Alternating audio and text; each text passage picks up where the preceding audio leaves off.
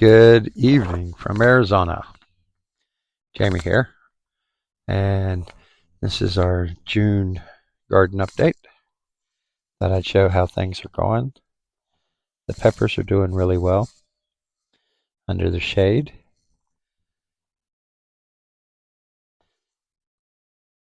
The horn melon we got from Desert Gardens Homestead, doing really well. Thank you, Josh. This tomato, I don't know if you can see it, goes all the way over there, and we're getting tons of tomatoes off of it.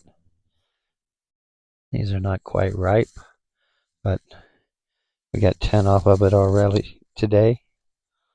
Another horn melon. And this corner is coming along nicely. This guy's growing real nice. He's up to about 4 feet. Artichokes bloomed on their way out. We got that nitrogen fixing mesquite tree here. We have planted in June in 100 degrees. We put in some okra there, and there. We've got some Rosella hibiscus back there. And along here, we got more okra over here. Now our native melons seems to be doing well.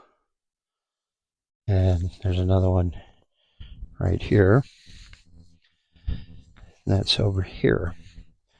So the char really just kind of blows my mind that something so big and green is doing well in this heat. When I say heat, I say we've already hit 109 one day. There's another melon. Grass I planted. Got quite a few cherries on here. Now in this garden, we planted our Malabar spinach is coming up. It's doing nicely. Sweet potatoes.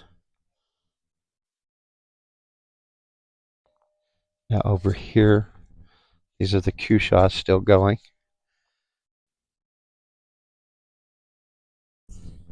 Look at that. Getting another pad on there.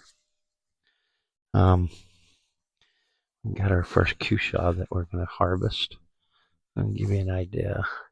This thing is massive. I say it weighs at least 15 pounds.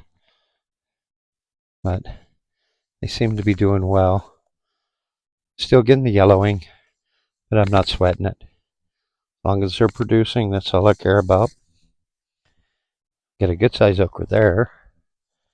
Now in here, and one right here, I've put Jerusalem artichoke or sunchokes. We got purslane that I just put down here. And over here we have some red okra. Now I've got more purslane that I put down since last month. And this was a small little cutting, and it is spreading out. It's doing good. Cantaloupe's not doing so well. I mean, it's growing, but I'm not getting any flowers on it. Beans are doing well. We've harvested some. We got our first watermelon on. What have we got over here?